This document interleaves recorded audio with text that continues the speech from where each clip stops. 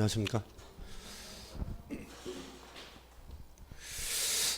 자, 오늘 첫 시간인데요. 여러분들 2차 과목의 공인중개사법입니다. 공인중개사법. 여러분들 공인중개사법은 여러분들이 이제 자격증을 취득하는 데 있어서 상당히 그 효자 과목에 해당이 됩니다. 효자 과목. 지난 26회 시험도 이제 한 3주 전에 끝났었는데 지난 시험에서도 뭐 어김없이 2차에서는 우리 과목이 효자 역할을 했어요. 사실은 공법이 좀 어려웠고 그래서 좀 저조한 점수를 맞았다 하더라도 우리 과목에서 뭐 거의 뭐 8, 90점을 다 맞아가지고 평균 60점으로 이제 또 합격을 했습니다. 뭐 재작년에도 그랬고 뭐 27회 준비하시는 여러분들도 이제 마찬가지일 거예요. 그러니까 이제 우리 과목은 아무튼 여러분들에게 구제를 주는 견인차 역할을 하기 때문에 아마 금요일 날은 여러분들하고 좀 즐겁게 유익한 그 시간이 될 걸로 봐요. 그리고 여러분들이 지금 6과목을 이제 공부를 해서 다른 과목들은 다 수업을 들어보셨을 텐데 이제 우리 과목 수업이 이제 금요일 날에 아무튼 이제 정점을 찍는 강의인데 아무튼 그 1년 동안 여러분들하고 뭐 즐겁고 유익하게 해서 여러분들이 또 최종적으로 원하는 그 고득점을 맞아서 합격할 수 있도록 바라고 또 저도 최선을 다하겠습니다. 자, 여러분들 이제 첫 시간이니까 그 책에 이제 그 목차가 나와요. 한 5장 정도를 넘기시면 목차가 이제 그 목차들도 여러분들이 처음 하시는 분들은 그 목차도 자주 보셔야 돼. 그래서 우리가 1년 동안 해야 할 내용들이 뭔가 그리고 또 어디가 또 중요한가 이런 것들을 체계를 잡고 들어가는 거하고 그냥 막연히 막 책을 읽는 거하고 많은 차이가 있습니다. 실제 시험을 봐보면.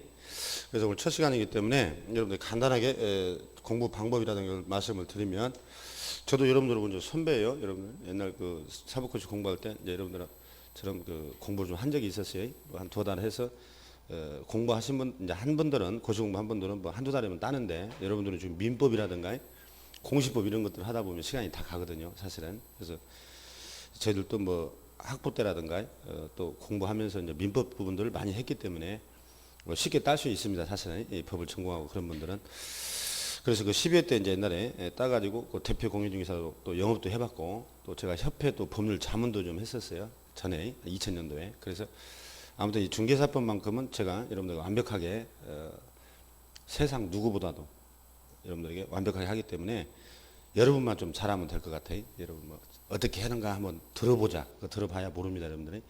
여러분들 그 처음 수업하면은 이제 들어보러 다니는 사람들이 좀 있어요. 잠깐 얘기 말씀을 드리면 여러분들이 한 3시간 강의 들어봐가지고 내가 한번 판단을 해봐야 되겠다. 그 판단할 능력이 있으면 혼자 해도 돼요, 그분은. 사실 법이라는 것이 한 3시간 들어봐가지고 판단을 할 수가 없어요. 그래서 어떤 선생님들 보면은 뭐 칠판에 글씨 반듯하게 써주고 이것만 해오라 이것만 해오라 하면서 앞자만 막 따줘요. 백날 해봐야 여러분들 60점 못 넘습니다. 그런 강의는.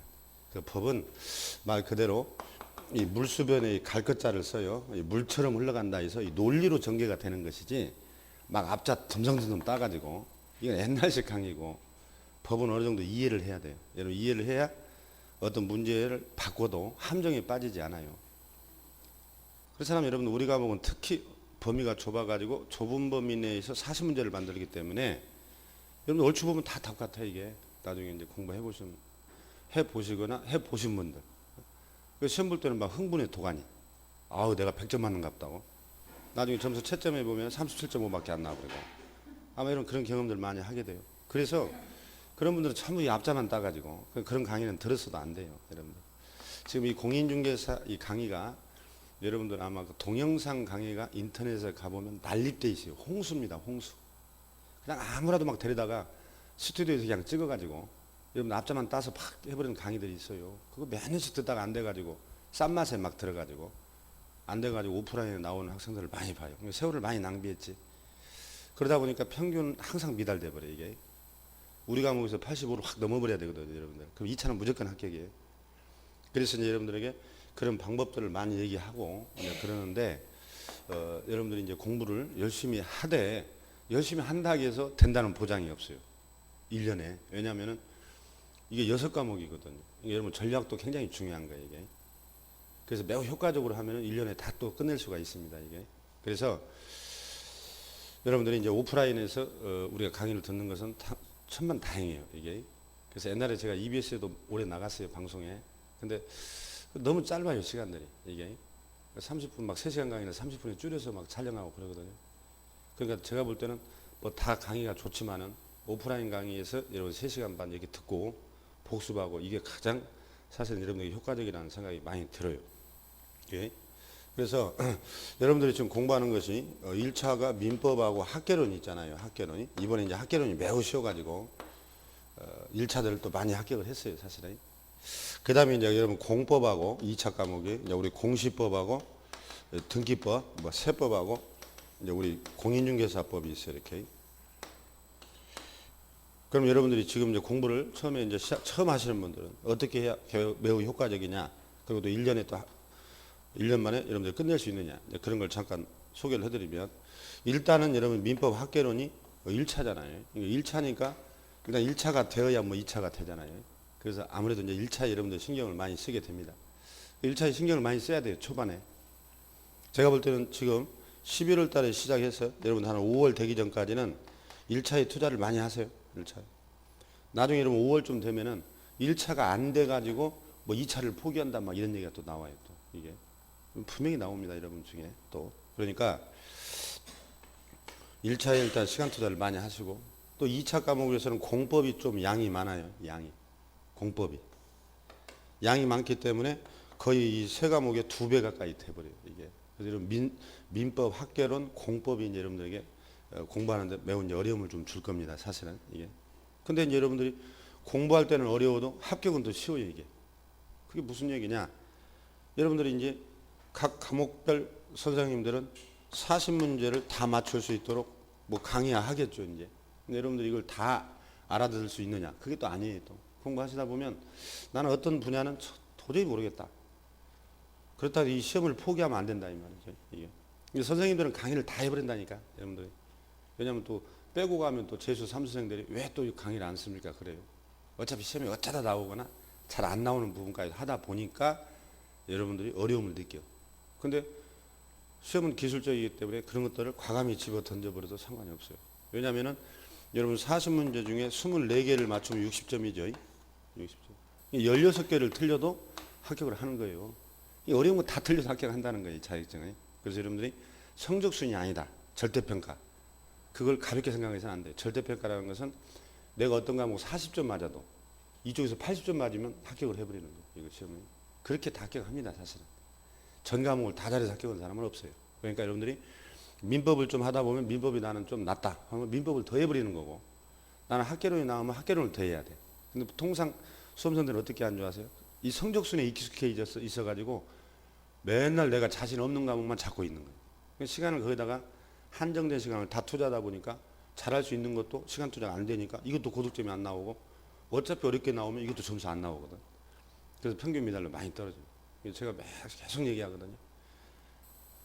안 되는 것은 여러분들이 과감하게 한 4, 50점 목표로 하고 잘할 수 있는 과목에서 점수를 따서 평균 60점을 맞추면 돼요. 이제 그런 얘기들을 계속 할 것인데, 일단은 여러분들이 초반이니까 전략은 나중에 또 자세히 얘기 드리겠고, 민법 학개론 공법이 양이 많으니까 여러분들이 지금 11월에 출발해서 내년 5월 되기 전까지 이 세 과목을 좀 열심히 투자를 하셔야 돼요.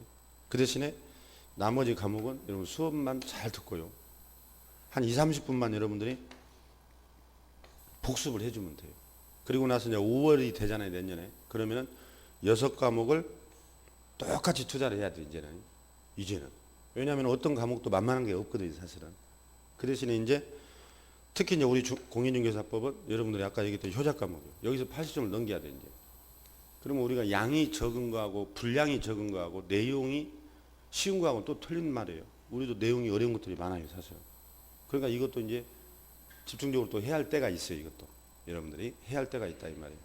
그러니까 지금은 수업을 잘 듣고 개념 정도를 잘 파악하고 전체 내용이 어떤가를 여러분들이 계략적으로 이렇게 해 나가면 돼요, 일단은.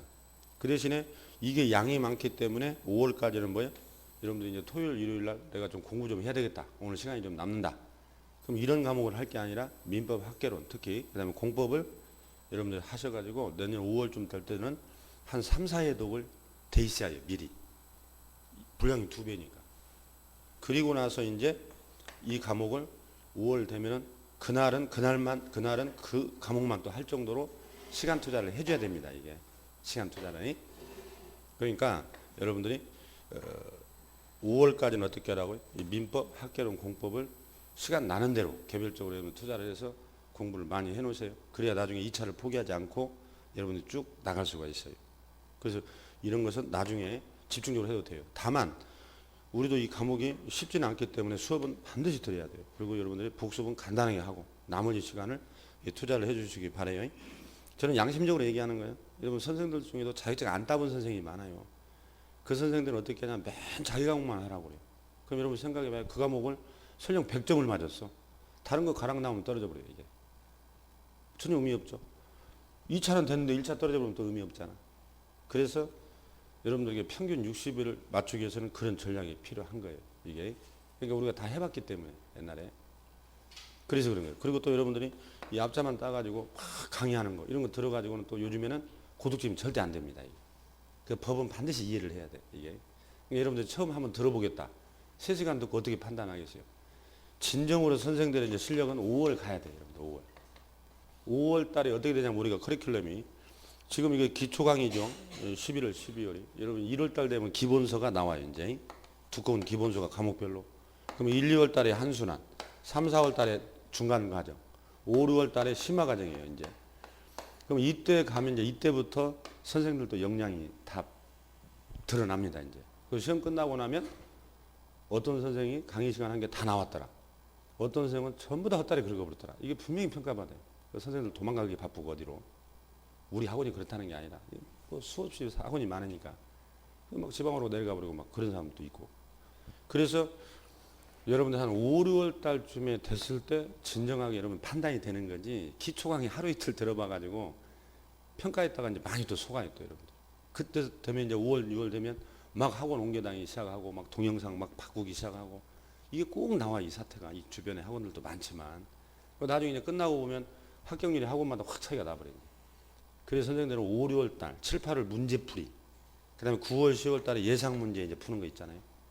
이런 것들 여러분들에게 어떻게 주입식으로 정확하게 전달하느냐. 그래서 이해 위주로 강의를 하다 보면 듣고 여러분 하다 보면 암기가 잘 되고 그 다음에 함정 문제를 파도 여러분들이 바로 답을 찾아낼 수가 있어요. 근데 처음부터 끝까지 그냥 판도리처럼 그냥 변 앞자만 따가지고 해가지고 실력이 늘질 않아 이제. 그래서 조금만 이제 우리 과목을 어렵게 내버리잖아요. 다 70점 이하로 떨어져 버려 이제. 여러분 정말입니다. 그러니까 여러분들이 1년이라는 시간을 잘 생각하면은 여러분 학원 선택도 굉장히 중요한 거예요. 그래서 하루 이틀 들어봐서는 안 되고 여러분들이 그 선배들 얘기 들어보고 어느 학원에서 많이 합격했더라. 이러면 다 나와요 그게. 또 학원들이 막 숫자를 조작하기도 하지만 또 뭐 우리 학원이라든가 뭐 공인중개사 학원뿐만 아니라 자격증 시험들은 그런 거 많이 또 하죠 어찌 보면. 그러니까 여러분들 선배들 그 합격한 선배들이 있으면은 얘기를 들어보고 그 판단을 신중하게 하셔야 돼 사실은. 근데 제가 볼 때 우리 학원 여러분 잘 오셨어. 여러분만 잘하면 될 것 같아. 이번에도 뭐 합격을 많이 한 걸로 알고 있어요 지금. 아직 발표는 아직 안 났지만. 그러니까 여러분들이 아무튼 마음가짐이 지금의 마음가짐을 잘 가지고 선생들이 하는 대로 따라오시면 충분할 겁니다. 여러분들이 믿고. 그 다음에 이제 우리 과목을 강의 들을 때는 저는 다른 거 없어요. 우리 과목은 어떻게 하냐. 여러분들이 강의를 들으셔야 해요. 저는 이제 강의할 때 전부 다 이해 위주로 강의를 합니다. 이해 위주로. 여러분 연세가 있으신 분들은 이해는 잘 되잖아. 암기가 잘 안 되지. 근데 이해를 제대로 해놓으면 뭐예요? 기억이 오래 가잖아요. 그래서 법은 이해 위주로 해야지 앞자 따가지고 뭐 간단하게 해서는 나중에 문제 풀 때 이제 안 풀린다는 걸 알게 돼요. 그리고 그런 시험은 날 10년 전 얘기지. 물론 저도 이제 앞자를 일부 따줘요. 정말로 단순한 거. 이론이 아니라 그냥 외워야 될 게 있잖아. 처벌 막 이런 거. 그런 건 앞자 따서 외워버려야지 이제. 그리고는 대부분 80%, 90%는 여러분 이해 위주로 하면 90점, 100점도 나와버립니다. 우리 과목이. 그래서 우리가 고득점의 제조기라고 소문난 거예요. 이번에도 뭐 한두 개 틀린 사람이 엄청 많아요. 한두 개밖에 안 틀린 사람. 그러니까 뭐 2차는 다 기억해버렸지. 여러분 그렇게 하면 매우 편해요. 그래서 한 과목에서 자자 2차에서 나는 90점을 맞아버리겠다. 가능하거든요. 우리는 충분히. 그러면 뭐 2차는 걱정할 게 없어 사실은. 다른 과목 조금 못 봐도. 그런 전략들을 제가 말씀을 드릴 텐데. 그래서 저는 이제 이해 위주로 강의를 하기 때문에 여러분들이 쓸 거 없어요. 뭐 수업 시간에 매 쓰는 사람이 있어요. 보면은. 오늘도 보니까 뭐 어제도 그제도 막 보니까 학원마다 이제 학생들이 뭐 형광펜 5자루, 볼펜 5자루, 잣대, 지우개 노트 5권 아주 문방구를 차려놨어. 그 의미 없어요. 그냥 법은 들어야 돼. 그 제가 사례를 많이 얘기합니다. 사례. 그럼 사례 듣고 이해하면 책 읽으면 아, 이 말이구나 이게 다 이해가 돼요. 그러니까 선생님들은 그런 가이드 역할을 해야지 그걸 막 앞졌다 버리고 이제 법 전공하지 않는 분들이 많아요. 이 중개사법은. 그런 분들은 앞자를 따서 자기가 강의할 수밖에 없지. 그래서 이제 그런 부분들. 그래서 이제 저는 이제 이해주라기 때문에 쓰지 마시고요. 그냥 팔짱 끼고 들으면 돼요. 제 강의는. 예, 들으면. 그리고 책에다 줄친 데다가 그것만 딱 여러분 이해를 해버리면 돼요. 또 이제 어떤 과목은 막 쓰라고 하잖아. 그거 이제 과목별 선생님이 틀리니까 저는 이제 그렇게 이제 강의를 하니까 여러분들이 편하게 그냥 들으시면 되는 것이고. 그 다음에 여러분 이제 실무에 가면은 이제 우리가 2편의 실무가 나와요. 조금 이따가 살펴보겠지만 간단하게. 여기 가면 이제 막 민법, 여러분 공법, 공시법, 세법 이게 종합적인 내용이 실무예요. 이게. 그럼 나중에는 이제 제가 강의하다 보면 이게 민법 시간인지도 헷갈릴 정도. 우리 강의만 들어도 여러분 민법 한 5개 맞춰버립니다. 여러분 1, 2차를 같이 해야 또. 공시법도 여러분 사실은 민법 해주는 거예요. 물권법. 이게 법이 1차가 2차가 연결되어 있어요. 법은. 그래서 민법만 막 한다 해서 안 돼요. 민법 선생님들은 양이 많아서 혼자 감당하기가 쉽지 않거든. 그럼 우리 과목에서 여러분 주택임대차 상가, 경매, 뭐 명의신탁 이런 건 더 자세히 해버려요. 저는. 다 민법을 안 넣은 게 저는 절대. 그래서 우리 과목을 통해서 민법 부분을 많이 도움을 받았다는 얘기를 많이 들어요. 그 다음에 공시법에서도 민법 도와줘요. 민법 선생이 날로 먹는 데가 많아요. 사실은.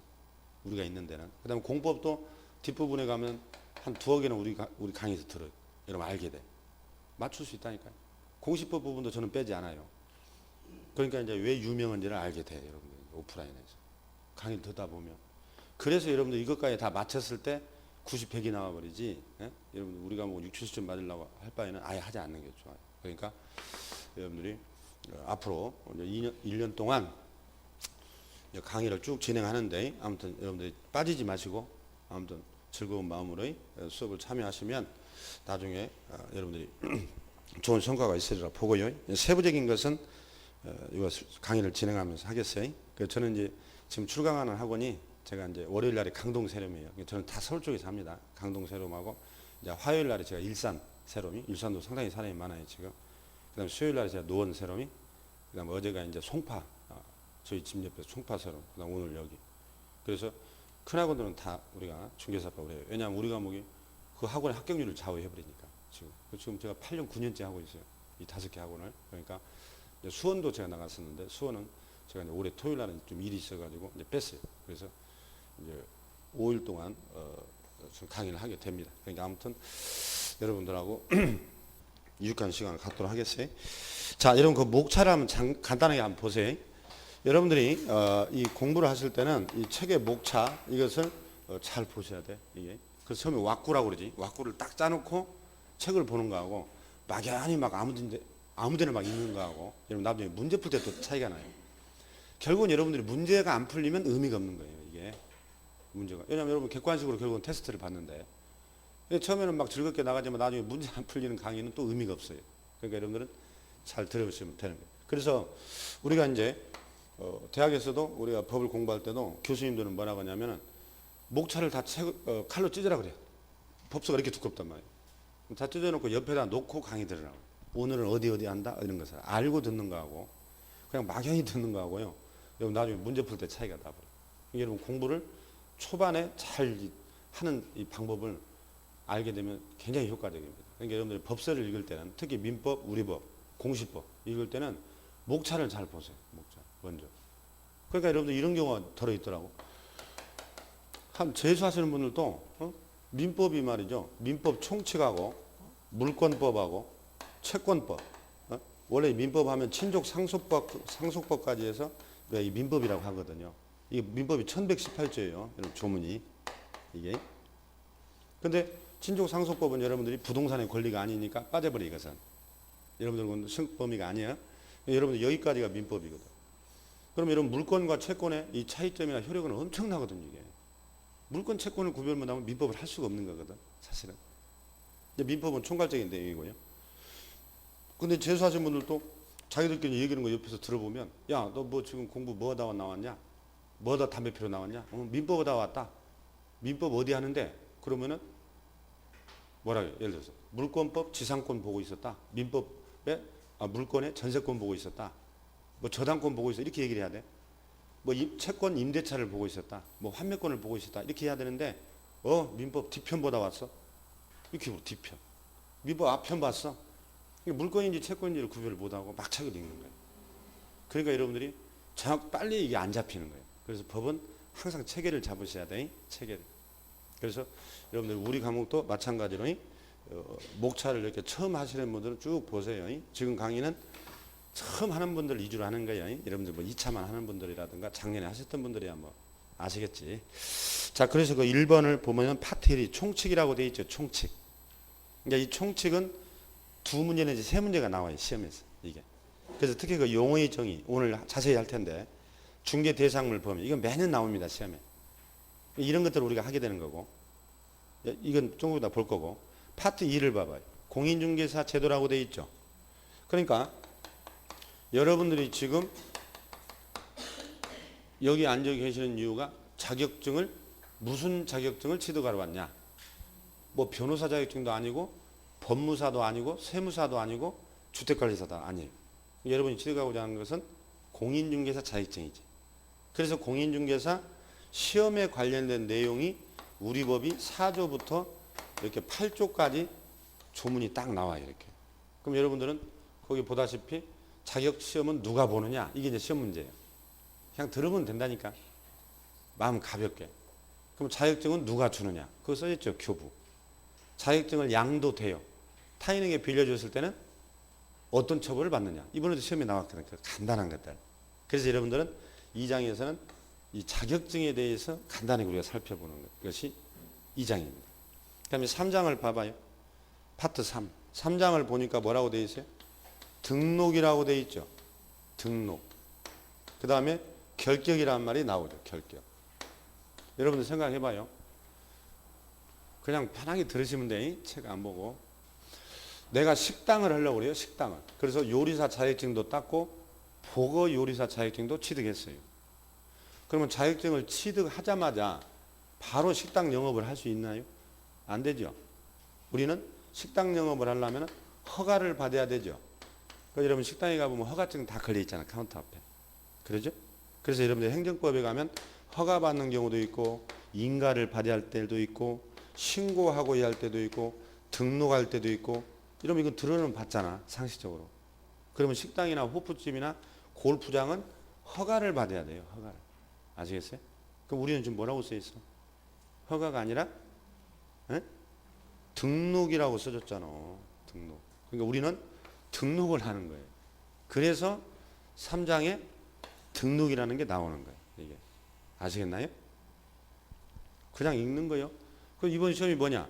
등록증을 양도돼 있으면 처벌이 뭐냐? 자격증을 양도돼 있으면 처벌이 뭐냐? 그걸 물었다니까 이번 시험에서. 근데 그런 것도 틀리고 와버려요. 그러니까 여러분들 기초가 안 되면 안 돼요.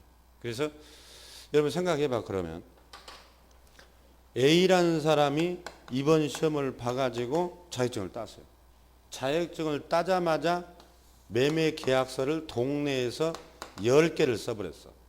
수수료를 한 500만 원 벌었대. 따자마자 다음날 계약서 10개를 써가지고 중개해줘가지고 자 적법한 행위일까 불법 위법한 행위일까 즉 처벌되느냐 안 되느냐 이 문제예요. 자격증 따자마자 중개해버렸어. 처벌될까 안 될까? 왜? 그렇죠. 그러니까 자격증만 취득했다고 그래서 중개업을 하면은 이건 안 되게 돼 있어요. 보거 요리사 자격증을 땄다고 그래서 바로 동네 가서 보고 잡아가지고 식당 영업을 해버린다. 안 된다는 거예요. 무허가 음식점이 돼버려. 그 허가라는 절차를 또 밟아야 돼. 의사고시 합격이 딱 해서 바로 치료행위를 한다. 돈 받고 안 돼요. 병원 설립 허가를 받아야지.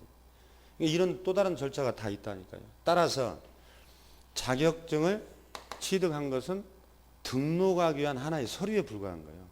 그래서 우리는 자격증 따서 바로 중개업하면 이건 무등록이라고 그래요. 무등록. 무등록 중개업은 우리 법은 48조 저 뒤에 가면 3년 이하 징역 또는 2천만 원 이하 벌금으로 처벌하게 돼 있어요. 그리고 또 자격증 따자마자 중개업 해버리면 이건 무등록 중개업이 돼가지고 교도소 가야 한다니까. 이 기쁨도 잠시 교도소 갔다 와야 돼. 그러면 징역형 받으면 어떻게 되냐? 결국은 자격이 취소돼 버려 또. 이것도 이번 시험에 나왔지. 돌려서. 여러분 이해하면 다 문제가 보여요. 이게 답이. 그래서 우리는 이 등록이라는 부분을 이제 공부하는 거야. 등록. 그래서 여러분들 자 그럼 여기 연결돼 이제. 오늘 처음 하는 분들 위주로 합니다. 나중에 다 공부할 거지만 내가 오늘 중개사무소를 들어갔어요. 우리 동네에 여러분들 중개사무소 많잖아. 여러분 사시는 곳에. 들어가면은 사장님이 이게 딱 앉아있지. 요즘은 명패도 다 놔뒀지. 대표, 공인중개사 이렇게 해가지고 실장님이 옆에 앉아있고 여기 상담 의자가 있고 이런 식으로 돼 있잖아요. 되게 구조가. 그러면 사장님 뒤에 이렇게 보면은 뭔가 액자가 꼭 있어. 옆에 있든 뭐 뒤에 있든. 그럼 액자 속에 뭐가 들어갔느냐 이것도 시험 문제예요. 그럼 액자 속에 뭐가 있든. 일단 자격증이 걸려있지. 또 뭐가 있던가요? 봐요. 등록증이 걸려있잖아. 이렇게. 자격증, 등록증. 나는 자격증도 있고 등록도 한 사람입니다. 이걸 보여주라는 거예요. 이걸 우리 법 17조가 개시 의무다 해요. 이제 나중에 뒤에서 나와. 그럼 이 중에 하나만 개시를 안 해도 우리 법에서는 처벌하게 돼 있어. 그럼 처벌이 뭐냐도 시험 문제예요. 이게 쭉 연결돼 이렇게. 이왕 얘기가 나왔으니까 자격증 등록증하고 또 뭐가 있던가? 사업자 등록증은 법적 의무가 아니에요. 또 두 개가 더 있는데. 그러니까 이제 여러분들이 공부하시면서 중개사무소 가보시면은 잘 둘러봐야 돼. 이 집은 커피도 안 주네 하지 말고 잘 둘러보면 입구부터 안을 잘 둘러보면 시험 문제가 세 문제가 있어요. 그 안에. 간판도 시험에 많이 나와. 간판이 어떻게 되어 있는가. 안에 들어가서 이런 것도 나와. 아시겠어요? 그래서 잘 봐야 돼요. 그래서 여러분 이제 보험증서라고 있어. 그것도 걸어놔서 수수료표 걸어야 해요. 중개 수수료. 일반인들은 수수료 잘 모르지. 꼭 걸게 돼 있어. 그래서 이 네 가지가 개시사항. 이게 법적 의무야. 뭐 태극기라든가 사업자 등록증 이런 것은 개시사항이 아니에요. 그렇게 쉬운 문제예요. 그래서 등록이라는 제도가 매우 중요한 거예요. 그 다음에 여러분 결격이라는 말은 상식적으로 많이 들어봤지. 결격. 뭔가 흠이 있다는 거 아니야. 공무원 시험 결격. 법인의 임원 결격. 우리 우리 중개업의 결격. 이게 다 있어요. 법마다. 이 결격이라는 의미는 하자가 있다는 뜻이야. 그럼 여러분 중에도 이제 12가지 사유를 우리가 다음 주에 공부하게 돼요. 결격을. 그럼 여러분 중에도 그 12가지 사유에 해당되는 분이 있을 수 있어요. 이제. 그럼 이제 환불받아서 집에 가야 되나요? 안 가도 돼요. 시험은 볼 수 있거든. 결격자들. 시험은 보되 중개업은 못하게 돼 있거든. 그래서 다음 주에 이제 우리가 12가지를 보게 됩니다. 그래서 지금 3장은 여러분 별표가 3개예요. 내가 책을 읽고 싶다. 그러면 3장을 별표 3개를 자주 읽어야 해요. 왜냐하면 시험 문제가 매년 나오니까 거기는. 이렇게 어디가 중요하고 아닌가를 알고 공부를 시작하는 거하고 막연히 시작하는 거고 틀리는 거예요. 그 다음에 여러분들이 그 파트 4를 봐봐요. 4장을. 영업 관련 규정이라고 되어 있는데 1번이 중개사무소 나오네. 바로 이 사무소에 관련된 문제가 또 나온단 말이에요. 그 다음에 이제 여러분 중개업할 때 직원 채용하죠. 직원. 그러면 직원을 우리가 고용인이라고 합니다. 고용인. 직원들. 나중에 설명합니다. 다. 그러면 고용인이 불법을 해버렸어. 손님한테 사기쳐버렸어. 우리 직원이. 그럼 사장님인 중개업자도 즉 개업공인중개사도 책임을 져야 되냐 말아야 되냐. 이 문제가 이제 시험에 자주 나와. 그래서 여러분들이 내년에 사장님이 돼가지고 즉 개업공인중개사가 돼가지고 직원이 손님한테 사기를 쳐버렸다. 그러면 사장인 내가 다 책임을 져야 됩니다. 이제 그런 관계를 여러분 민법에서도 공부하고 우리 법에서도 공부하는 거예요. 네? 똑같아. 여러분 생각해봐. 내가 식당을 하는데 종업원이 손님한테 사고를 쳤어. 얼마 전에 정말 있었던 사건이죠. 뜨거운 된장찌개를 들고 가다가 손님에게 엎클었는데 어린애가 화상을 입어버렸지. 우리가 이제 식당 종업원들은 조선족들이 많잖아요. 그 사람들 뭔 돈 있나요? 어린애가 화상을 입었다니까. 그럼 사장님은 책임이 있을까 없을까? 있다니까. 그건 똑같아. 민법이나 우리나. 그러니까 여러분들이 사장님이 돼가지고 직원이 잘못하면 사장님도 책임을 져야 해. 그런 관계를 우리가 이제 그 고용인에서 공부하게 돼요. 그 다음에 여러분들 중개업자들이 계약서 쓰면 인장 찍어요, 안 찍어요? 도장. 다 서명하고 도장 찍지. 어떤 도장을 찍어야 되냐, 그거 공부하는 거예요. 이제 중개업자가 휴업하고 싶다. 그럼 또 신고해라. 그런 내용들이에요. 그건 별 어려움이 없어요. 그 다음에 이제 여러분들이 파트 5장을 봐봐. 중개계약하고 거래정보망. 이제 중개계약은 나중에 설명을 할 거고. 여러분들이 또 중개사무소에 딱 들어가 보면 어떤 현상이 벌어지냐. 그냥 들으면 돼. 나중에 다 할 거니까. 쭉 한번 이렇게 일람을 해보는 거예요. 중개사무소에 들어가 보면 사장님이나 실장님이나 다 컴퓨터 앞에 앉아 있어. 그 사람들 지금 뭐 하고 있을까? 컴퓨터 앞에 앉아서. 물론 손님이 없으면 고습도 치겠지, 물론. 근데 이분들이 이제 순기능은 뭐냐? 컴퓨터 앞에 앉아서 아침에 출근해서 물건 검색하는 거예요. 내가 없는 물건을 다른 중개업자들이 혹시 정보망이라고 해서 인터넷, 컴퓨터 통신망을 말하거든요. 그럼 거기에 물건을 띄워놨으면 내가 찾아놨다가 혹시 우리 손님이 오면 전화해서 공동중개하려고. 그래서 컴퓨터 앞에 앉아 있는 거예요. 그걸 우리가 부동산 거래 정보망이라고 그래요. 이번에도 시험 한 문제 나왔잖아. 컴퓨터에 관련된 것도 나와요, 시험에. 우리가 그거 공부하는 거예요. 그래서 부동산 거래 정보망을 우리가 이제 정의를 딱 해보면 뭐냐? 중개업자끼리 부동산 정보를 주고받는 하나의 시스템, 하나의 인터넷을 말해요. 그것도 우리가 공부해야 해요. 그런 것들. 그 다음에요, 그 6장을 봐봐요. 개업 공인중개사 등의 의무와 책임. 여기 중요합니다. 6장. 또 여기서 시험에 많이 나와요. 특히 맨 밑에 그 2번에 금지행위라고 돼 있지. 있어요, 없어요? 있죠. 여러분들이 이제 표정 관리를 좀 해줘야 해요. 우리가 지금 첫 시간에는 다 여러분들에게 반문을 해오는 이유가 이분들이 정말로 처음 하는가, 다른 학원에서 몇 년 하다 오셨는가, 이런 걸 우리가 자꾸 체크를 하면서 우리가 이제 수업의 수준을 맞춘단 말이에요. 그러니까 여러분들이 또 가만히 있으면 잠 오잖아. 지금 여러분 공부하기 전에는 지금 10시 반이면 집에 주무실 때 아니에요, 지금? 아직 안 일어났겠네. 한 11시 넘어야 일어나니까. 그냥 가만히 있으면 졸음이 온단 말이에요. 집중도 안 되고. 여러분들 집에서 어린애들한테 책 읽으라고 할 때 애들한테 소리내 읽으라고 그래요. 엄마 드라마 보니까 시끄러우니까 저쪽 가서 조용히 읽으라고. 소리내 읽으라고 그러죠. 왜 소리내 읽으라고 할까? 그거? 엊그제 일산에서도 꼭 그렇게 얘기하더만. 저것이 공부하는지 안 하는지 감독을 하고 소리내 읽으라고 한다고 하더라고. 뭐 그런 목적도 있겠지만 여러분 소리내어 읽으면은 여러분도 그렇게 해보세요. 혼자 조용한 자기 집에서 공부할 때 중에 공공도서관 서면 이제 쫓겨나니까 읽어보면 집중이 됩니다. 여러분 집중. 소리내어 읽으면. 그리고 내 귀로 내 소리를 듣잖아요. 그럼 뇌에서는 기억이 오래된다는 거예요. 그래서 옛날부터 어린애들 책을 소리내어 읽으라는 거예요. 이건 뇌를 연구하는 학자들이 다 얘기해 놓은 거예요. 어떤 암기를 할 때는 왼손을 쥐고 외워라. 효과가 있는지는 모르죠. 그것도 다 노벨상을 받은 사람들이 한 거예요. 사물 물체를 볼 때는 왼쪽으로 기울여서 봐라. 그럼 크게 보인다. 그게 다 실험을 통해서 나왔다는 거지. 공부하는 사람들 왼손을 쥐고 외워라. 소리내어 읽어라. 이런 얘기 하잖아. 여러분들이 강의실에서도 내 소리를 들을 수 있을 정도 소리를 내서 따라 읽는 게 여러분 집중이 되고 기억이 오래돼요. 이게 고고한 학처럼 가만히 앉아있지 말고 소리내어 좀 읽어보라 이거예요. 그래야 이거 호응이 돼야 여러분들이 수업 시간에 집중되고 효과적이니까. 그러면요, 여러분들이 이제 오픈을 했어요. 내가 자격증을 내년에 따가지고.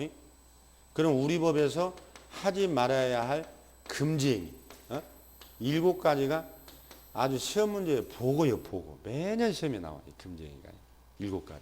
그 맨 밑에 써 있잖아요. 금지행위. 그것도 별표가 3개.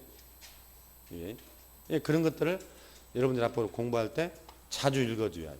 자, 그럼 금지행위에 대해서 한번 예를 2개만 들어볼까요? 일단 첫 시간이니까 우리가 앞으로 자세히 하겠지만, 자, A라는 사람이 있고 이 갑이라는 중개업자가 있어요. 여러분들이 지금 용어의 정의를 안 했기 때문에 개업한 공인중개사다 해서 우리가 중개업자 같이 이렇게 읽어요. 이 중개업자로 여러분들이 좀 익숙해져 있지? 뭐라고 익숙해져 있나요? 동네에 그냥 사장님? 네? 그 대표를 동네에 있는 중개사무소 뭐라고 부르시나요? 사장님이라고 부르나요? 우리 법에서는 그 자를 중개업자라고 부르는 거예요. 그러니까 작년부터는 이제 개업한 공인중개사 해서 개업공인중개사 중개업자 같이 부릅니다. 이제 조금 이따 바로 해요. 집중하셔야 돼. 여러분들이 아마 이제 공부를 하시려면 가장 아까도 얘기했잖아요. 내용이 어려워서 떨어지는 게 아니라 각 과목별로 여러분들이 자기 관리를 실패해서 떨어져요. 사실은. 여러분 보세요. 지금 우리가 11월 달, 1월 달, 12월 달, 1월에서 2월 달, 3월에서 4월 달, 5월, 7월, 그 다음에 9월, 10월 하잖아요. 그 다음에 도중에 이제 특강도 하고.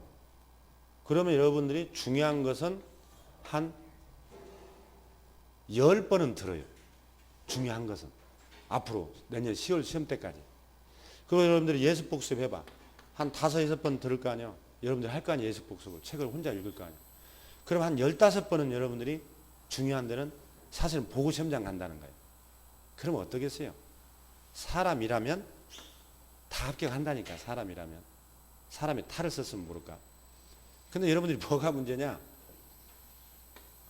15번을 못 오고 간다니까. 나중에 예경사 있다고 빠져버리지. 몸 아프다고 빠져야지. 또 내년 또 이제 5월 돼보세요. 봄 되면 또 쑥회로 다닌다고 빠지지. 7월 되면 또 바닷가 간다고 빠지지. 9월 되면 또 명절 센다고 빠지지. 그러니까 한 5번 보고 가니까 다 떨어지는 경우가 많지. 실제 여러분들 자기 관리해서 집중해버리면 딱 강의실 들어오면 스마트폰도 싹 꺼버리고 이제는 속세와 단절부터 시켜야 돼. 여러분들 지금 적응 기간이 2달 걸려. 솔직히. 오전에 잤던 시간 이제 눈을 멀쩡히 떼야지. 이제 주변에 다 정리를 해놔야지. 그래서 수업 시간에 끝내버린다고 생각하고 집중해서 1년 다니면 다 됩니다. 사실. 근데 여러분들이 자기 관리에 실패해가지고 절반도 못 다룬다는 거예요. 실제 우리가 떨어진 사람들 보면. 이게 머리로 하는 것도 아니거든요. 욕심과 정렬로 하는 거예요. 열정으로. 그러니까 여러분들이 자기와의 싸움에서 한번 이겨보세요. 이제. 그러니까 집중을 하시는 게 좋아. 첫 시간이라 이런 얘기를 한 거고 나중에 수업만 하겠지만. 자, 내가 오픈을 했어요. 이제. 근데 손님이 왔어. 사장님, 내가 지금 급한데 내 거 아파트 좀 빨리 좀 팔아주세요. 얼마에 팔 건데요? 뭐 한 5억에 팔아주세요. 내가 지금 이민 가야 되는데 이런 경우 있어요. 여러분들. 급매물로 나오는 경우가. 내가 사무소 앉아있으면. 그러면은 거래가 잘 안 되면 좀 시세보다 싸게라도 넘기라고 그래요. 그러니까 중개업자가 딱 보니까 이거 한 4억 5천에만 사도 나중에 가을에 이사철에 팔아먹으면 한 7, 8천원 남을 것 같아. 이게 급매물이거든. 그러니까 중개업자가 욕심이 나겠어요? 안 나겠어요? 나지? 얘라 내가 이거 사놔야 되겠다. 해가지고 돈이 좀 부족해. 친구를 불러. 야, 너 돈 절반 대라. 내가 절반 대고 해서 급매물 하나 나왔으니까 우리 공동명의로 하나 찍어놓자. 나중에 가을에 내가 팔면 우리 절반씩 이익 배분을 하자. 이렇게 할 수도 있겠지. 자, 이게 불법일까? 이게 합법일까? 손님의 급매물을 중개업자가 이거 사버린다니까. 합법일까? 불법일까? 이건 불법이에요. 이것은 3년 이하 징역 2천만 원 이하 벌금으로 처벌됩니다. 그래서 중개업자들이 이 손님 것을 자기가 직접 거래하라고 우리가. 직접 거래하면 다 처벌하게 돼 있어요. 지금 거꾸로 알고 있었죠. 여러분들이 잘못 알고 있는 것들이 이제 우리 수업 시간에 많이 해요. 근데 이제 중개업자들 보면 뭐예요? 이렇게 찍어 넘겨가지고 돈 많이 벌었다고 그러지. 아버지, 형님, 오빠, 삼촌, 친구들 찍어서. 가족끼리만 조용히 즐거워해야지. 이걸 누가 신고하면 걸립니다. 이것은. 그거 다 처벌돼요. 그러니까 이런 거 하지 마라. 이게 금지행위 다 나와. 우리가 공부를 해야 해요. 다 걸려. 그래서 나중에 다 하게 돼요. 그래서 금지행위가 매년 시험에 나와. 자, 지금 여러분들이 아파트 분양권이 있죠. 분양. 요즘에 전국적으로 분양 열기가 뜨겁다 그래가지고 어떤 아파트는 당첨만 되면 프리미엄이 노얄층은 5천 1억씩 붙어서 다닌다고 그러지. 그럼 예를 들어서 강남에 지금 아파트 2,000세대가 분양이 된다. 입주가 매우 좋아.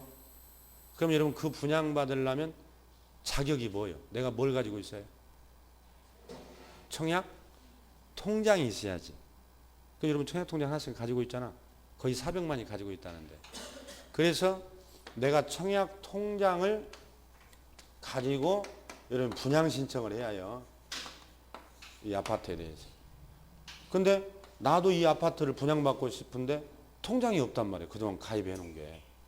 이 친구가 3년 된 게 통장이 있대. 이건 될 가능성이 매우 높아. 당첨될 가능성이. 이 친구한테 전화했지. 야, 너 통장 써먹을래? 아유, 나 이거 해야 가려고 그런다. 나는 집 사버렸다 이번에. 야, 그럼 통장 해야지 말고 내가 너한테 충분히 내 이익을 줄 테니까 그거 나한테 팔아라. 자기가 이 통장을 물론 명의는 안 바꿀 수 없으니까 돈 주고 이제 샀어. 그래서 얘가 협조해 주기로 하고 이 사람이 이제 사실은 돈 대고 이 분양 신청을 해가지고 당첨이 됐어요. 예를 들어서 이런 걸 분양권이라고 그래. 예를 들어서 그럼 이렇게 통장을 거래하는 것은 적법할까 불법할까? 불법이죠. 그럼 방송에 나오잖아. 이 통장 거래했다가 걸렸다고. 그래서 옛날에 보면 떴다방 들이는 걸 많이 해요. 이거 걸리면 여러분 3년 이하 징역도 2천만 원 이하 벌금이에요. 사고 판 사람도 3년 이하 징역 3천만 원으로 처벌돼요. 여러분 사고 판 사람도. 중개업자도 처벌되고. 통장은 처벌되니? 근데 당첨이 됐어. 계약을 치렀어. 이제 아파트 지어지려면 한 2, 3년 걸리지. 그럼 입주할 때까지 이 권리를 자꾸 사고 팔고 하는 거예요. 이걸 분양권 거래라고 그래요. 이 분양권은 중개할 수 있을까 없을까? 이건 있는 거야. 통장이 안 되는 거야. 그래서 내가 당첨돼가지고 풀이면 5천만 원 받고 중개업자한테 가서 팔아달라고 했어. 그럼 중개업자는 중개할 수 있는 거예요. 물론 이제 전매 제한이 걸린 것은 하면 안 돼. 또 그건 나중에 자세히 하겠지만 원칙은 된다 이 말이에요. 그럼 내가 5천만 원 벌었어. 당첨돼가지고. 그럼 세금 내야 될까 안 내야 될까? 분양권. 양도소득세 내야 해요. 에? 여러분 또 세법시간에 공부합니다. 이제. 그래서 그 분양권은 우리가 합법적인 거래라고 그래요.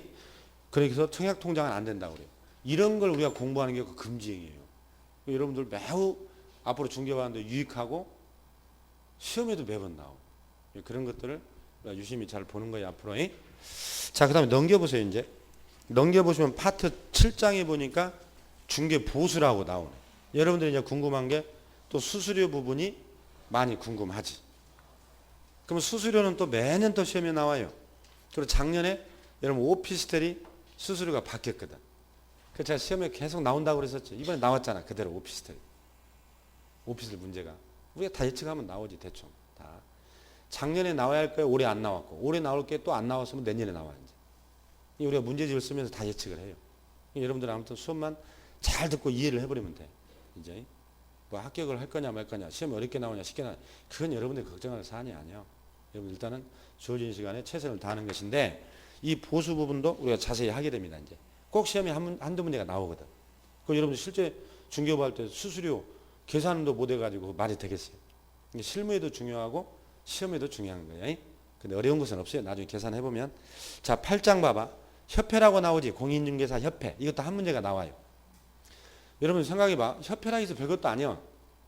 여러분 생각해보면 당구장 협회도 있잖아. 요식업 협회, 법무사 협회, 의사 협회, 약사 협회 다 들어봤지? 어떤 업종은 다 협회가 있어요. 그 회원들이 자기들끼리 만들어. 그 여러분들도 이번에 자격증 따가지고 내년에 오픈을 했어요. 이제. 그럼 여러분도 협회 들어갈 자격이 있어요. 그럼 이제 협회에 대한, 협회에서 뭔 일을 하냐, 협회의 성질이 뭐냐, 이런 거 간단하게 한 문제 돼. 뭐 이번에도 나왔지. 이번에도. 그걸 이제 공부하는 거고. 그 다음에 이제 9장, 10장은 지도감독하고 벌칙. 이게 이제 여러분들 좀 어려워요. 그러니까 이런 것은 이제 앞자 따서 외워줘요. 왜냐하면 처벌이니까 단순한 거거든. 아마 여러분들 옛날에 보면은 부동산 경기가 좋을 때 강남에 투기가 일고 있다. 강남에. 그러면 아마 여러분들이 9시 뉴스에 보면 꼭 투기 단속 온다고 안장차고 합동조사반들이 중개사무소 막 돌아다니는 것 9시 뉴스에 화면에 나옵니다. 그럼 중개업자들이 반갑게 맞이해 다 도망가고 문 잠근 모습만 나와요. 그런 거 보신 적이 있지? 그게 지도감독이에요. 그래가지고 걸리면 아까 수수료를 더 받아 그랬다든가 아까 직접 거래했다가 뭐 그게 나왔다든가 또 아까 게시를 안 했다든가 4가지 막 자격증 이런 거. 그러면 이제 행정처분 막 하고 처벌한다는 뜻이에요. 그래서 막 자격도 취소되고 등록도 취소되고 또 거기 보면은 징역형도 해버리고 이게 벌칙이야. 이것도 시험에 한 두세 문제가 꼭 나와요. 그 다음에 이제 마지막 11번이 뭐냐? 부동산 거래 신고 의무라고 되어 있네. 그것도 이번에 시험에 나왔지. 자, 잠깐 봐봐요. 여러분 A하고 B가 있어 이렇게. 이 두 사람이 매매를 합니다. 토지를 5억에. 그러면 이 두 사람이 5억에 매매를 했어요 지금. 잘 들어야 해요. 민법적인 얘기나 세법적인 얘기가 많이 나와. 저는 종합적으로 얘기한다니까. 이해주로 아까 한다고 했잖아. 이해하면 끝이야. 그래서 이 사람들이 이렇게 매매를 해요. 이렇게. 그러면은 실제 지금 5억에 매매를 했잖아. 그럼 5억의 신고관청에 해줘야 해요. 우리가 5억에 매매했습니다 라고. 근데 이걸 잘 안 해요. 국민들이. 여러분 왜 그럴 것 같아? 매매가 일어나면 세금을 내야 되거든. 세금. 그럼 여러분 매도자가 내는 세금을 여러분 뭘 알고 있지? 매도자가 내는 세금이 무슨 세금? 그렇죠? 양도 소득세라는 게 있잖아. 근데 내가 옛날 샀던 가격보다 손해보고 팔아. 그럼 세금이 있어 없어? 양도소득은 양도 차익이 있을 때 내는 거야. 양도소득세를 많이 낸다는 것은 뭐예요? 가격이 많이 올랐고 돈을 많이 벌었다는 거지. 근데 안 내려고 그래요. 양도 차익 내고 싶어도 못 내는 사람이 있는데 비싸게 찍었다가 싸게 팔아가지고 손해보고 팔잖아. 그럼 복 받은 사람이지 사실 세금 낸다는 것은. 근데 이제 그것도 내기 싫어서 5억에 팔아놓고는 둘이서 합의해서 야 우리는 4억에 이번에 판 것처럼 신고하자 해서 계약서를 2개를 써요. 이런 걸 다운계약서라고 그래요. 들어봤죠? 다운계약서. 5억에 팔았는데 4억에 매매한 것처럼 신고를 해버린다 이 말이에요. 그럼 이렇게 하는 이유가 A가 양도소득세를 적게 내려고 그러겠지. 그럼 예를 들어서 A는 지난번에 2년 전에 자기가 땅 살 때는 그 땅을 살 때는 3억에 샀어.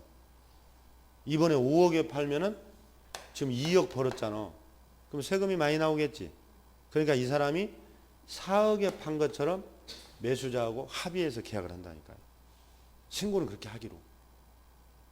그러면 양도세가 적게 나오겠지. 또 여러분 매수자도 자기 앞으로 등기하려면 세금 내야지. 그건 상식으로 알고 있잖아. 등기하려면 취득세도 해야 되거든. 또 나가서 농어촌 특별세, 지방교육세를 내야 해요. 여러분 세법시간 합니다. 그럼 이자도 세금을 내야 되는데 이자도 세금을 5억보다는 4억에 취득했다고 하면 세금을 적게 내지. 그러니까 서로 이해가 합치돼 가지고 다 다운계약서를 했어요. 그동안에. 이거 하다가 걸리면 다 과태료로 처벌돼요. 그게 질서벌이 맨 밑에 써졌지. 그게 과태료란 얘기야. 그 목차가. 그래서 아마 여러분 방송에 보면 최근에도 뭐 다운계약서를 안 쓴 줄 알았더니 단속해봤더니 뭐 한 500명의 중개업자가 단속에 걸렸다. 그런 뉴스 나왔잖아. 그러니까 여러분들 내년에 중개업하다가 이렇게 손님들이 얘기한다고 다운계약서 써있다 걸리면 여러분들이 과태료 다 받아. 이게 부동산 거래 신고 제도의 그 목차가 그걸 우리가 실거래가 신고라고 해요. 실거래. 다른 말로. 그럼 봐봐. 이제 여러분들이 공부를 했으니까 이왕 얘기가 나왔으니까 내가 땅을 사려고 맘먹으면 매수자 입장이라면 여러분들이 다운계약서를 써주는 게 유리할까 안 써주는 게 유리할까? 자 봐봐요. 내가 4억에 만약에 신고를 해줬어. 5억에 사놓고. 그리고 나도 1년 만에 이게 1억이 올랐어. 그래서 누가 6억에 팔으라 해서 5억에 샀다가 1년 만에 6억에 팔아요. 그럼 양도 차익이 지금 1억이 됐잖아. 근데 전에는 4억에 해준 적이 있거든 내가. 장부상으로는 2억이 오른 게 되고 그랬잖아. 그러면 세금을 이 사람이 이제 두드려 받는 거지. 그러죠? 그러니까 매수자 입장에서는 다운해서 써줬다가는 내가 양도세를 내가 담을 해야 돼. 그렇잖아. 그럼 여러분들이 취득세 세율하고 양도세 세율하고 양도세 세율이 훨씬 높거든. 차라리 취득세를 더 내고 양도세를 적게 내는 게 낫다는 얘기예요. 그러니까 다운계약서를 써줘야 되겠어요? 안 써줘요? 매수자 입장에서는 안 써줘요. 그러니까 여러분들이 모르니까 그냥 매도자가 그렇게 해달라 하니까 해줘버려 가지고 세금을 몽땅 문 사람들이 있다니까. 그러니까 이 사람이 나중에는 밝혀버려 그냥 세무서에 가서. 그런 경우도 있습니다. 사실은요, 제가 5억에 샀다가 이번에 6억에 판 거예요. 근데 다운 계약서 써달라고 나는 아무것도 모르고 했어요. 이렇게 얘기를 해버려요, 세무서에 가서. 그러면 증거를 대보라고 하면 실제 뭐예요? 돈 주고받은 서류 다 있지. 5억. 그러면은 세무서에서는 이 사람한테 추징합니다. 처벌돼요. 그럼 이 사람도 뭐요? 나도 다운해서 줬는데요? 그럼 또 이 사람 너도 이리 와. 너도 이리 와 해가지고 막 10년 전까지 쫓아가요. 그래서 방송에 가끔 나오지. 내가 9년 전에 팔았는데 양도세가 나왔다고. 이런 경우 얘기해요. 이제 이걸 여러분들이 앞으로 공부하게 되는 거예요. 자, 그래서 지금 첫 시간에 목차를 봤더니 1편이라고 돼 있었죠. 1편. 지금 11번까지. 여러분 여기까지가 30문제 나와요. 지금 40문제 중에. 그러니까 지금 자세히 해야 되고 여러분이 이제 첫 시간에 목차를 한번 쭉 봤어. 이제 1년 동안 하는 거라니까요. 그거. 이게 별거 없어요. 우리는. 여러분 이게 목차를 알고 들어가는 거하고 그냥 막연히 들어가는 거하고 틀려. 그 다음에 오른쪽 페이지 보니까 2편이라고 돼 있죠. 2편은 실무라고 돼 있잖아. 이 실무는 다른 거 없어요. 여러분들이 자격증 따가지고 이제 오픈했어. 오픈을. 그러면 이제 손님들이 딱 왔을 때부터 일어나는 업무들을 실무라고 해요. 이건 10문제 나와 10문제. 이번에는 9문제 나왔네. 그러니까 여러분 법령 쪽에서 많이 나온다는 거예요. 우리는. 그래서 우리가 2달이 한순환 과정이잖아요.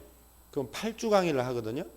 그래서 우리가 법령 1편을 제가 6주를 하고 실무를 2편을 2주를 해서 우리가 8주 강의를 합니다.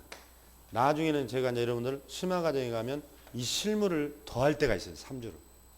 왜냐면 실무가 여러분 어렵거든. 아까도 얘기했지만 왜냐하면은 이게 민법, 공법, 공시법, 세법이 다 종합해서 나와버려요. 실무가. 그래서 제가 이걸 빼지 않고 전부 다 설명을 하기 때문에 여러분들이 90, 100도 나올 수가 있어요. 그 민법도 대여섯 개는 맞춰요. 우리가 그 정도로 자세히 해버립니다. 여러분 그래야 2차는 무조건 합격을 하니까. 그래서 여러분들은 앞으로 계속 이제 주의 깊게 강의만 들으면 되는 거예요. 그래서 이 실무 쪽이 10문제. 그러니까 여러분들은 일단은 뭐예요? 이 법령 쪽을 더 열심히 해야 되겠죠. 지금은 30문제가 나오니까 이쪽에서. 우리 법을 먼저 해야지. 그러다 보면 여러분 처음에는 실무가 어려워도 나중에 민법, 공시법, 공법이 되면 이건 종합이니까 실무가 더 쉬워져 이제 8월, 9월 가면. 그래서 마지막 장에 봐봐요. 여러분 한 장을 더 넘기면 경공매가 마지막이지. 그래서 여러분들에게 경매, 공매도 아주 자세히 설명합니다. 여러분들 아마 이 중개사 시험 공부하면서 경공매 우리 강의를 들어버리면 실제 경매 이론 강의는 여러분 필요 없을 정도로 우리가 자세히 해버려요. 경매 이번에 한 문제 또 나왔거든. 아마 여러분들이 경매를 지금 따로 공부해 보신 분들도 있을 거예요. 자기 개발한다고. 이 자격증 안 따고. 가봐야 여러분들 못 알아들었지. 왜냐하면 경매를 알려면은 민법을 알아야 되고 등기법을 알아야 되고 주택임대차, 상가임대차 보호법, 민사소송법의 절차를 약간 알아야 돼요. 근데 여러분들이 그냥 거꾸로 했잖아 공부를. 그러니까 경매에 가봐야 다 잊어버려 버리고 그냥 경매 선생이 뭐예요? 자 갑시다 투자하러. 그랬더니 양수리 가서 그냥 밥이나 사 먹고 그냥 놀러 다니다가 법원 왔다 갔다 하다가 아마 끝난 적이 많아요. 보면. 그런데 이론만큼은 우리가 수업 시간 다 끝내버려요. 그래서 거기까지 하면은 여러분 이론은 들을 필요도 없어. 다른 데 가서. 그래서 여러분 이 공인중개사 자격증을 따면 앞으로 경매라든가 여러분 언론 매체를 보더라도 어디가 개발되고 내가 투자를 할 것인가 말 것인가 이런 것들이 여러분 딱 눈에 들어와요. 아마 여러분 공부하시다 보면 내가 이거 4, 5년 전만 공부했더라도 그때 내가 이렇게 투자를 했을 텐데 그걸 안 팔았을 텐데 이게 여러분 분명히 나와 이제. 그래서 좀 빨리 땄더라면 좋았을 것이다. 이런 생각이 많이 들 거예요. 앞으로 처음 하는 분들은. 근데 아직도 안 내진 거지. 그러니까 여러분들이 앞으로 이번 기회에 꼭 따서 내년에 뭐부터 여러분 중개업을 할 수 있는 그런 기회를 맞아주기 바래요. 이제 실무는 우리가 수업을 진행하면서 할 거예요. 자, 이렇게 해서 목차를 통해서 한번 전체를 간단하게 한번 훑어봤어. 이제 그런 내용을 우리가 한다는 거예요. 그러면 14페이지로 가봐요. 이제 이론이 나와요. 1장 바로 총칙부터 나오잖아요. 이렇게 순서가. 그러니까 여러분 목차를 한번 봤기 때문에 이제 조금 그래도 빨리 여러분들이 체계가 잡아질 수가 있는 것이야. 그래서 1장 총칙부터 이제 쉬었다가 이제 본격적으로 강연을 진행하겠습니다. 좀 쉬었다 하겠습니다.